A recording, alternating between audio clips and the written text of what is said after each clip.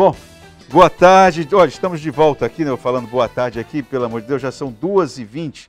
Nós temos pouco tempo para falar de uma coisa fantástica, né? Porque eu acho que o que está acontecendo ali na Escola de Música do Acre é algo que a gente, e principalmente quando eu falo nós, não estamos falando sobre a Escola Acreana de Música, ou Escola de Música do Acre, enfim, o nome formal é Escola de Música Acreana.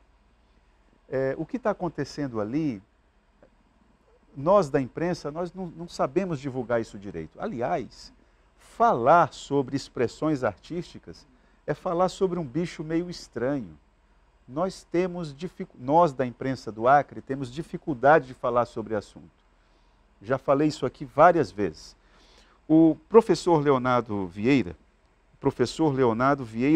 Feixas, ele é professor de violino da Universidade Federal do Acre, que em boa medida tem um trabalho em sintonia, eu diria, para usar uma linguagem musical, né, em harmonia com a Escola Acreana de Música. Professor, seja bem-vindo ao Gazeta Entrevista, é um prazer recebê-lo aqui. O senhor não é do Acre? Não.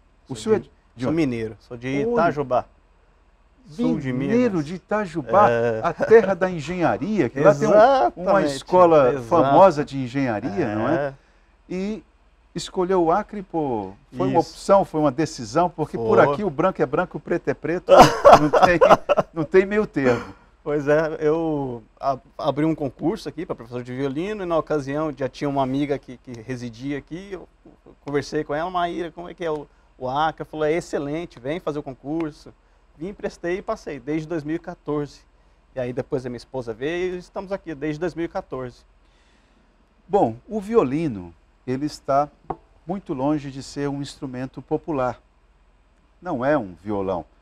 Não é um violão. Aliás, o violão, e a nossa literatura brasileira, diz isso com muita competência, né? O violão, a imagem do violão, tocar o violão, era digamos, uma conduta que guardava muita relação com a malandragem, com a periferia, com o samba. Era uma coisa que não estava nos grandes salões. O violino sempre esteve. É verdade. O violino tem esse ar, né, de nobreza, né, de erudito. De erudito. Isso é o que eu quero, aonde que eu quero chegar. Tá. Isso dificulta muito o ensino?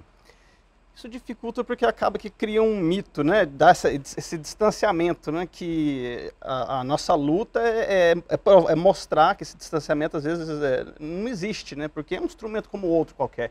Mesmo o violão, se você quiser estudar em alto nível, ser um profissional, um concertista, o tanto que você tem que estudar num violino, você tem que estudar no violão também. Então, eu tenho ido para muitos congressos de educação musical no Brasil, fora do país, e vejo que o violino, ele é um grande instrumento de musicalização, de iniciação dos jovens no mundo inteiro. Então ele tem essa vocação, mas ele tem ainda em alguns lugares essa certa resistência, esse medo, né? Então a nossa função aqui no Acre, eu enquanto professor, eu busco tirar essa lenda, né, que o violino tem que ser só para uma elite. Não, o violino é um instrumento que inclusive é muito barato, instrumento iniciante, fácil de iniciar os estudantes, né, com a modalidade de ensino coletivo de cordas. Então essa tem sido, eu tenho me dedicado a isso aqui em Rio Branco.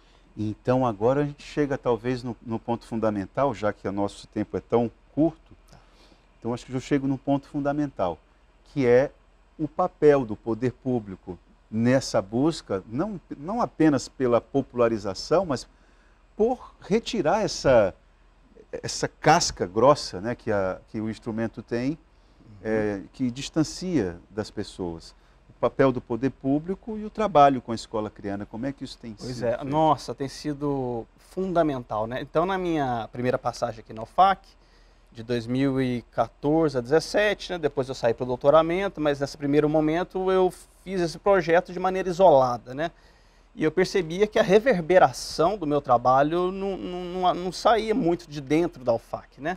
Então, da minha volta agora do doutoramento e essa parceria com a escola, com a professora Nájila, né, Nájila Lemos, eu percebo que em poucos meses de parceria, o quanto que isso reverbera muito mais, o quanto que os benefícios, tanto para a UFAC e para a EMAC, têm sido mútuos, tem sido uma sinergia que casou muito bem.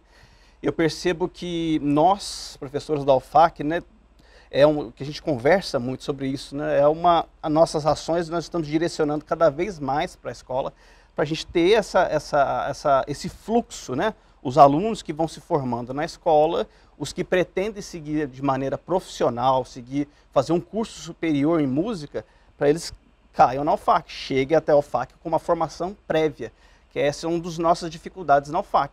Os alunos chegar num curso superior de música sem uma formação prévia.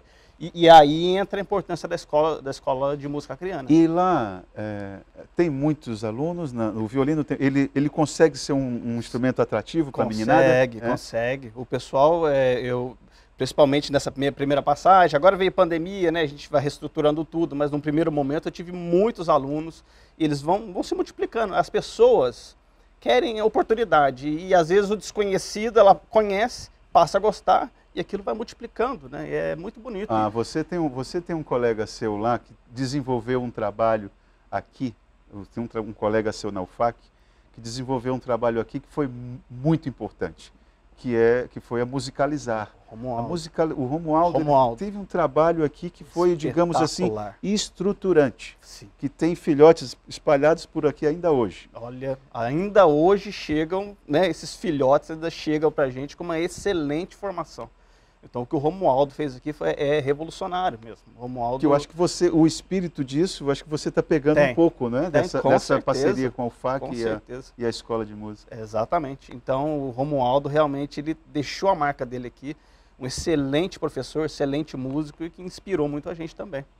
Bom, professor, então se uma mãe estiver assistindo a esse programa, o que o senhor convidaria, que convite o senhor faria para fazer parte desse grupo aí? Os primeiros convites que eu gostaria de fazer, que já seria para o dia de hoje, seriam 2 atividades que eu vou desenvolver lá na escola. São 2 projetos de extensão que eu tenho. Um projeto é um ciclo de exibições de filmes e concertos, né, relacionados à música, que eu tenho junto com o professor Marcelo Brum, professor Helder Gomes e a professora Luciene Bittencourt. Então, semanalmente, a gente convida as pessoas para ir assistir concerto conosco, e são audições didáticas, guiadas. Ou seja, a gente explica todo o contexto da obra para a pessoa se envolver com essa obra e aumentar seu repertório cultural. Isso vai acontecer às 16 horas. 4 horas da tarde hoje? Hoje. Na Escola Acreana de Música? Na Escola Acreana. Mito, vai ser às 18 horas essa atividade. Eu falei 6 horas da noite. Isso. Certo. E outra atividade, 1 hora antes, né, 2 horas antes, às 16 horas, essa sim, eu vou dar uma palestra falando sobre a história e a transformação dessa peça do violino aqui, o arco. O arco. Isso, que fricciona a corda e produz o som. E aí eu vou demonstrar algumas técnicas desse utensílio. Eu posso chamar de instrumento, Exatamente. Professor, o nosso tempo acabou. Professor Leonardo, eu queria agradecer a sua participação aqui. Eu quero lembrar que o terceiro bloco do programa é sempre um oferecimento da Verágua, a água mineral dos acreanos. Não aperte o biloto não, Lala. Deixa o homem terminar tocando aqui. Professor Leonardo, muito obrigado pela sua vinda aqui, viu? Muito obrigado. Eu que agradeço a oportunidade. Que o senhor terminasse executando alguma coisa para nós que seja algo conhecido, né? Maravilha. Não seja algo tão... Eu pensei numa valsa muito popular, bonita, chamada Fascinação. E quando me falaram que era bom tocar, vou tocar uma valsa bem bonita para todo mundo. Então, por gentileza, professor Leonardo, da Universidade Federal do Acre, e aqui também representando a Escola Acreana de Música.